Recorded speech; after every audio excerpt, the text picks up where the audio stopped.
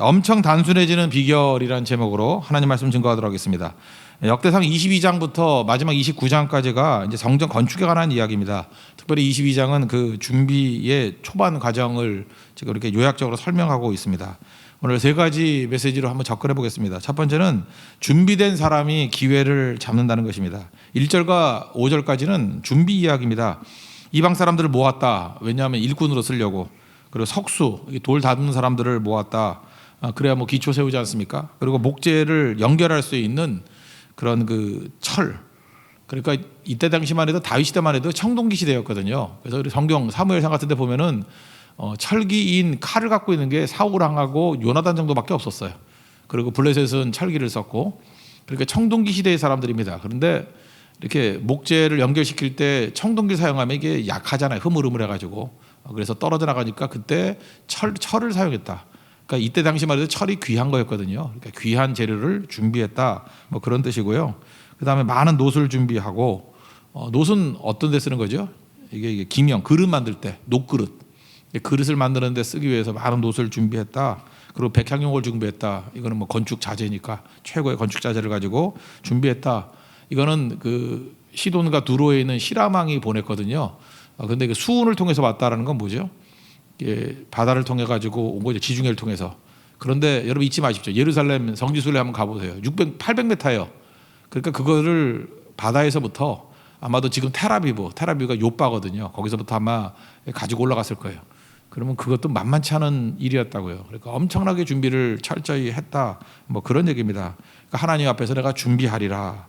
우리 1절부터 5절까지 한번 읽겠습니다. 시작. 다윗이 이르되 이는 여호와 하나님의 성전이요 이는 이스라엘의 번제단이라 하였더라. 다윗이 명령하여 이스라엘 땅에 거류하는 이방 사람을 모으고 석수를 시켜 하나님의 성전을 건축할 돌을 다듬게 하고, 다윗이 또 문짝 목과 거덜 못에 쓸 철을 많이 준비하고, 또 무게를 달 수 없을 만큼 심이 많은 놋을 준비하고, 또 백향목을 무수히 준비하였으니 이는 시돈 사람과 두론 사람이 백향목을 다윗에게로 많이 수운하여 왔음이라. 다윗이 이르되 내 아들 솔로몬은 어리고 미숙하고 여호와를 위하여 건축할 성전은 극히 웅장하여 만국의 명성과 영광이 있게 하여 할지라. 그러므로 내가 이제 그것을 위하여 준비하리라 하고 다윗이 죽기 전에 많이 준비하였더라.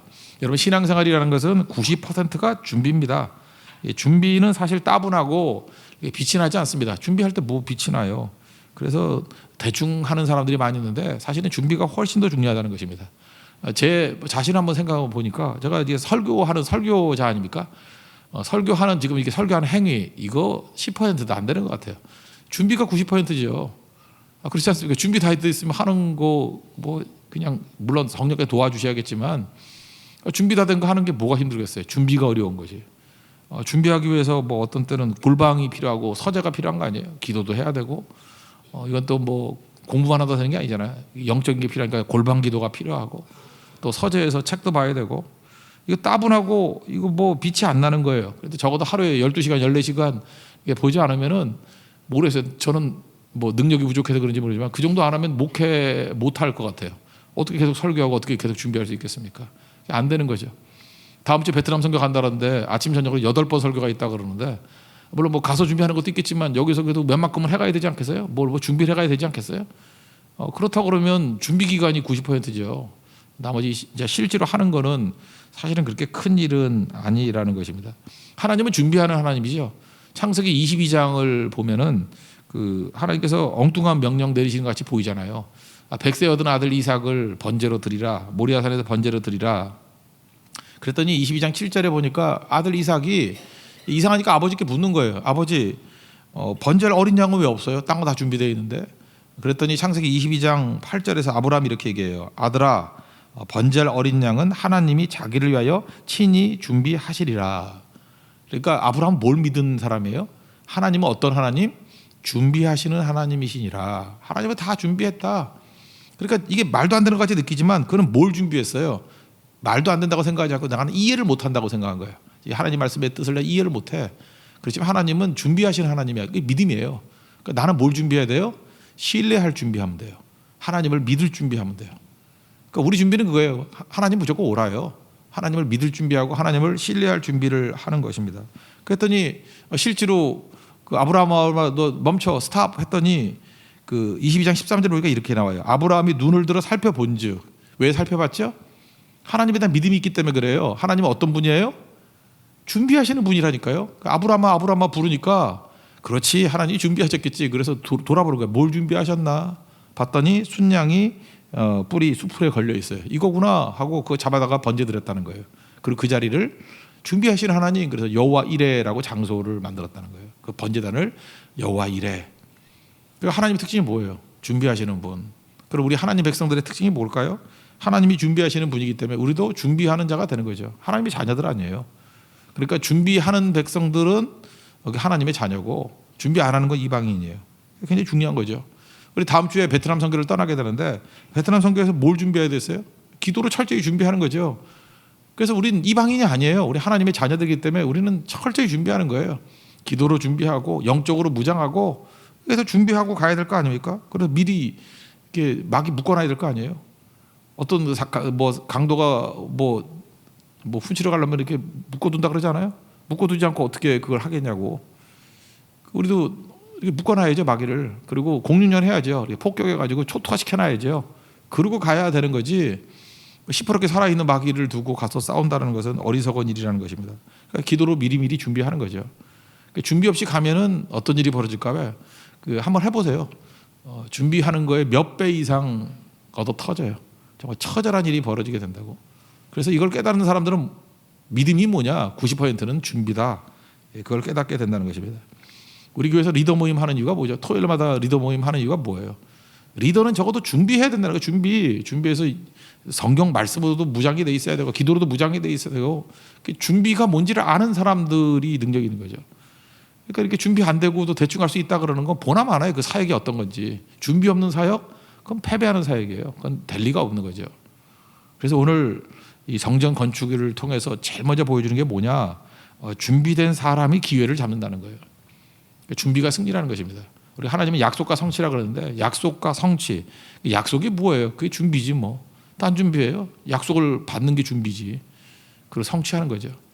그래서 준비된 사람만이 기회를 잡을 수 있다. 여러분, 매사에 90%는요 준비입니다. 신앙은 90%가 준비하는 거예요.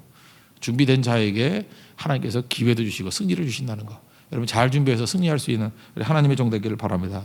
그러니까 두 번째는 오늘 제목과 같이 엄청 단순해지는 비결이 뭐냐는 거예요. 하나님이 기준일 때 엄청 단순해집니다. 하나님이 기준일 때, 하나님이 기준이니까 간단하죠. 하나님이 기준이면 하나님 말씀대로 가느냐 아느냐, 뭐 이게 둘 중에 하나 아니에요. 그러니까 기준이 하나님이면은 하나님이 가 그러면 go 하면 가는 거고, 스탑 하면 서는 거고. 지금 다윗이 마음속에 하고 싶은 게 성전 짓는 거였거든요. 성전 짓는 거였는데 하나님이 하지 마. 그러니까 얼마나 단순해요. 안 하잖아요. 그러니까 우리가 지금 복잡하게 사는 이유가 뭐냐 하면은 기준이 하나님이 아닌 거예요.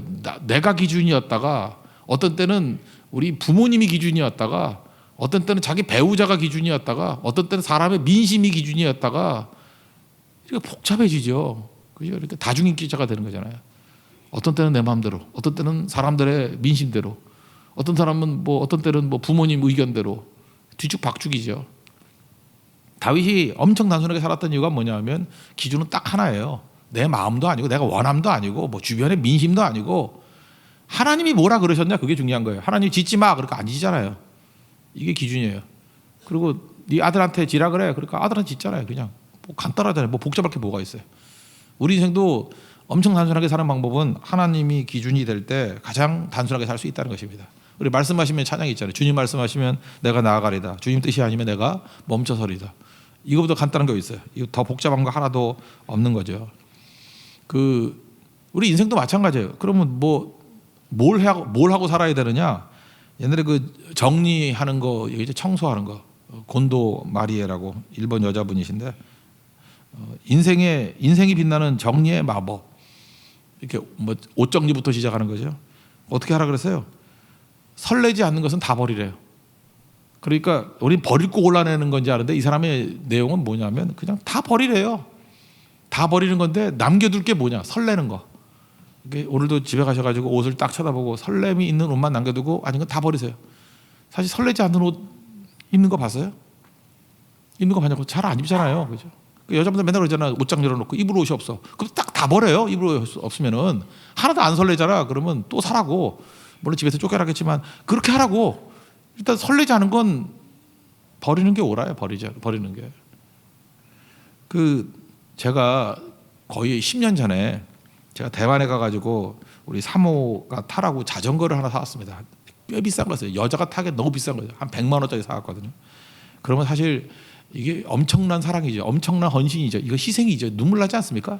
그거를 사갖고 왔다는 거 무겁게 분해해가지고 한 번 탔어요. 한 번. 근데 제가 그거를 이제 우리 교인들 가운데 뭐 이렇게 자전거 좀 타야 될 필요성이 있는 사람한테 주겠다 그랬더니 안 된대. 안 된대. 언젠가는 탈 거래.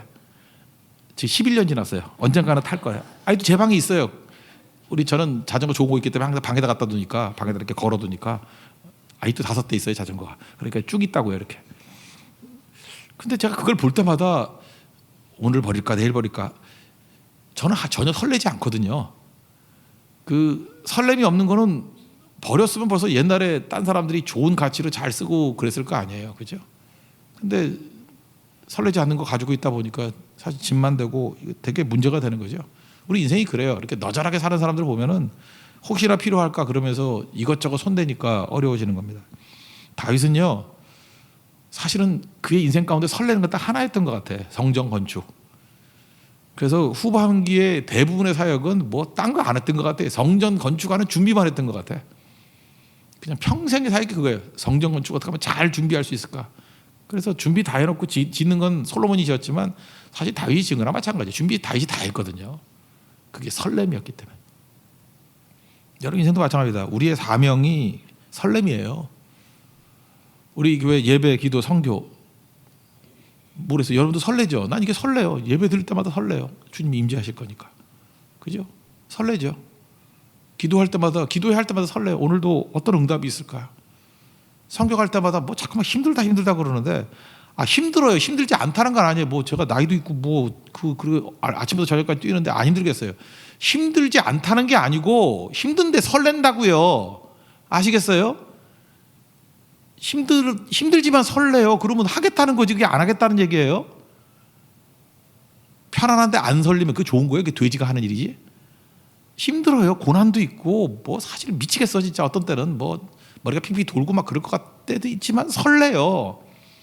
그럼 그렇게 사는 게 맞는 거 아니에요? 다윗이 그렇게 살았다. 다윗이 성전 건축 준비하는 게 쉬웠다는 얘기가 아니에요. 읽어봐요. 이제부터 이게 뭐 쉬운 일인가. 다윗한테 물어봐요. 쉽지 않았어요. 근데 쉽지 않은 일을 왜 했니? 설렜거든. 그게 설렘이에요. 설렘.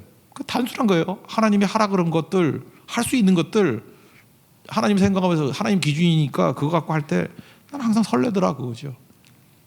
설레지 않은 일 하면요 인생 피곤해져요. 제가 인도 선교를 지난번에 갔던데 그 가정 축호 전도를 했어요. 그래서 팀끼리 나눠가지고 그 인도 가정에 들어가서 예배를 드리자.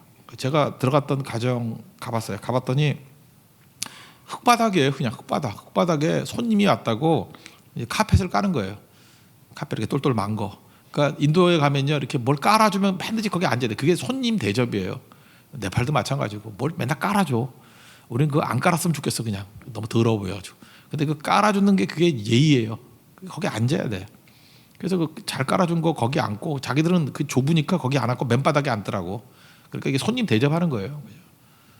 그리고 제가 예배를 드리고 기도를 하면서 쭉 둘러보니까 그릇 2개 있고 바가지 같은 거 하나 있고 카펫 하나 있고 아무것도 없어요. 식구 몇 명이야? 8식구래. 그래서 저거 어떻게 먹냐 그랬더니 교대로 먹는데 이렇게 만들어 놓고 손으로 먹든지 이렇게 교대로 먹는데 제가 그걸 보면서 느꼈던 게 뭐냐 하면은 인생 살아가는데 그렇게 많은 게 필요한 게 아니구나. 우리 집 그릇 너무 많은 것 같아. 그릇도 너무 많은 것 같고 젓가락도 많은 것 같고 숟가락도 많은 것 같고 너무너무 많은 거죠. 제가 볼 때 그 한 가정 8명의 가족이 사는 짐들 다 꾸리면 우리 한 사람 캐리어 안에 다 들어가요. 그거 갖고 살잖아요. 실제로 우리 인생 살아가는데 그렇게 많은 게 필요한 게 아니에요. 제가 요즘에 선교 다닐 때 선교티만 입습니다. 그 사실은 하나만 입어서 안 빨아입는다고 욕할까 봐 제가 2개를 샀어요. 그래서 2개를 갖고 가요. 제가 거의 안 갈아입어요. 그냥 한 가지. 혹시 누가 욕하면 여기 또 있다고 보여주려고 갖고 다니는 거지. 사실은 전 땀도 잘 안 나고 해서 잘 갈아입지도 않아요. 근데 선교티만 입겠다고 마음 먹고 가니까 짐이 뭐 엄청 줄어요. 옷이 필요 없는 거예요. 옷이 뭐 남자니까 뭐 바지 하나나 두 개 뭐 예비로 티 있으면 되는 거죠. 그것도 한 두 개. 그러니까 뭐 똘똘 말면은 뭐 얼마 되지도 않아요. 그냥 책 두 권 정도 두께밖에 안 돼. 그 끝이에요. 그러니까 너무너무 가볍게 살겠더라고요. 그런데 우리가 쓸데없는 거에 이렇게 많이 투자하다 보니까 집만 커지는 거예요. 집만 단순해져야죠. 설렘이 옷에 설레 가지고 되겠어요? 그죠? 하나님의 사명에 설레는 모습이 돼야 되겠죠. 이렇게 집중했더니 능력이 있어지더라는 것입니다. 그러니까 다윗은 하나님 말씀이 기준이에요. 그러니까 항상 설렘 가운데 살아가게 되더라는 것입니다. 세 번째는 성전은 그 건물이 아니라 신앙을 전수하는 게 훨씬 더 중요하다는 것입니다. 앞부분에 살폈지만 성전을 짓는 것은 하나님의 아이디어가 아니에요. 이건 다윗의 아이디어였지. 하나님의 아이디어는 성전이 아니고 건물이 아니고 성막이에요. 텐트예요. 텐트. 텐트는 이렇게 접었다 폈다 접었다 폈다 하는 거 아니에요. 그러니까 이동과 함께. 그래서 나는 성막에 거하겠다. 그러니까 움직여 갈 때마다 함께 동행한다. 하나님께서 임재하신다 그런 뜻이죠. 그래서 하나님의 개념은 성막이에요. 텐트 개념이라고. 그래서 교회도요. 하나님의 원래 아이디어를 간다 그러면 이렇게 건물에 묶이면 안 되고 텐트 정신이 있어야 돼요. 그죠? 이렇게 사람 가는 곳에 예배드릴 장소를 그냥 간단하게 짓는 거. 저는 그래서 교회도 이렇게 뭐 이렇게 빌려 쓰고 하는 게 되게 좋다고 생각해요. 왜냐하면 건물에 매이지 않잖아요. 사람의 필요에 따라서 또 딴 데 가서 빌리면 되고 딴 데 가서 치면 되고 텐트 개념이라고. 그러니까 사람의 임재죠. 임재. 성막 개념은 임재의 개념이라는 것입니다. 언제 임재하죠? 세 가지요. 예배, 기도, 선교할 때 임재하잖아요. 예배할 때 임재한다는 게 요한복음 4장 23절에 아버지께서는 자기에게 이렇게 예배하는 자들을 찾으시느니라. 예배할 때 임재하신대요. 확실하죠? 요한복음 4장 23절. 예배하는 자를 찾으시느니라. 그다음 마태복음 18장 20절에 보니까 기도할 때 두세 사람이 내 이름으로 모인 곳에는 나도 그들 중에 있느니라. 임재하잖아요. 기도할 때 임재하잖아요. 그게 성막 개념이에요. 언제 임재하느냐? 기도할 때 임재해요. 언제 임재하느냐? 예배할 때 임재해요. 또 언제 임재하느냐? 선교할 때. 마가복음 16장 마지막 절 20절. 제자들이 나가 두루 전파할세. 선교할 때 주께서 함께 역사하사. 언제 임재해요? 두루 나가서 전파할 때. 그러니까 성막의 목적이 임재라면서요. 하나님의 임재. 그러면 하나님 임재가 있기 위해서 우리 자체가 성전이 돼야 되는 거라고. 성막이 돼야 되는 거라고. 그거 어떻게 하면 돼요? 예배 가운데 주님의 임재가 있고 기도 가운데 주님의 임재가 있고 성교 가운데 주님의 임재가 있는 거. 그게 훨씬 더 중요하다는 거예요. 이거를 전수해 줘야 되는 거예요. 건물 짓는 게 다가 아니고. 이스라엘이 연락에 건물 지었잖아요. 진짜 연락에. 솔로몬 지었다가 박살나고 또 나중에 수룹바벨 지었다가 또 포로 와서 또 그것도 박살나고 헤롯 엄청나게 지었다가 디도 장군 AD 70년에 박살나고 정신나간 이스라엘 백성들은 지금도 또 짓겠대. 지금 거기 무슨 뭐 이슬람 사원 있잖아요. 황금 사원. 그거 때려보시고 성전 짓는 게 꿈이래 이스라엘. 지금도 이게 꼴통들은 또 그날이 오기를 바라고 있어. 그게 하나님의 뜻이라고. 아니에요. 하나님은 언제 건물에 있다 그래요? 아니죠.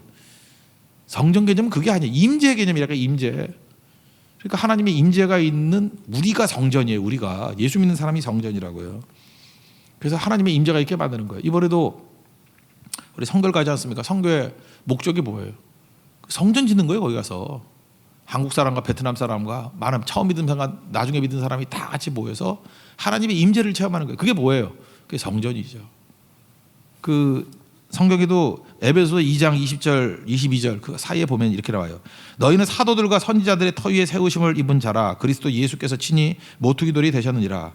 그의 안에서 건물마다 서로 연결하여 주 안에서 성전이 되어가고. 성전은 완성되는 게 아니에요. 되어가는 거예요. 성전이 되어가고 너희도 성령 안에서 하나님이 거하실 처소가 되기 위하여 그리스도 예수 안에서 함께 지어져 가느니라.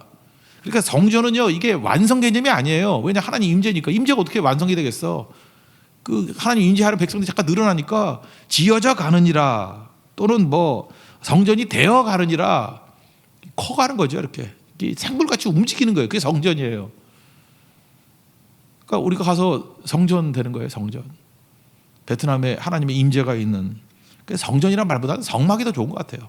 우리 움직인다는 개념이 있어야 되니까. 거기에 성막이 임해야 돼요. 하나님의 임재가 있도록. 먼저 나 자신이죠. 고린도전서 3장 10절을 보니까 너희는 너희가 하나님의 성전인 것과 하나님의 성령이 너희 안에 계신 것을 알지 못하느냐. 우리가 성전되는 방법이 뭐예요? 항상 충만하게 내 안에 성령께서 임하는 거, 그거죠. 또 하나, 사역이 성전돼야 돼요. 우리가 하는 모든 사역 가운데 하나님의 임재가 있어야 된다니까. 임재가. 이번 베트남 사역도 마찬가지죠. 선교에서도 성전으로 지어가는 거예요. 주님의 임재가 있는 거예요. 계속 예배 때마다, 기도 때마다, 우리가 가는 곳마다 주님의 임재가 있게 된다 그러면 그게 성전이 되어 가는 거예요. 우리 가정이 성전돼야 돼요. 에베소서 5장 그 이후에 보면 27절, 자기 앞에 영광스러운 교회로 세우사 티나 주름 잡힌 것이 없이, 이런 것들이 없이 거룩하고 흠이 없게 하려 하십니다. 우리 가정이 뭐라고요? 자기 앞에 영광스러운 교회로 세워간대요. 이 교회가 뭐 성전 개념이라고. 가정에 하나님의 임재가 있어야 돼요. 그래서 교회로 세워간대요. 세우사, 이거 뭐 이게 진행형이에요. 계속해서 주위에 임재가 있게 만드는 거예요. 그리고 우리 가족들, 친척들 다 임재가 있는 백성들을 만들면 성전이 지어져 가는 거죠. 성전 짓는 거예요. 우리 팀도 마찬가지죠. 성전으로 지어져 가는 겁니다. 여러 사람들이 모여서 다 같이 하나님의 임재를 느끼는 거예요. 어느 팀이 좋은 팀이에요? 하나님 임재가 강력하게 임하는 팀이 좋은 팀이에요. 언제 하나님의 성령이 강하게 임하겠어요? 스타벅스가 있을 때? 아니면은 빵집 가 있을 때? 아니면 고깃집 가 있을 때? 그 만 원 내고 엄청나게 먹는 그 배만 나와요. 성령이 임재하는 게 아니고. 예배, 기도, 선교할 때 하나님의 임재가 있다고요. 그게 성전으로 지어져 가는 거라고.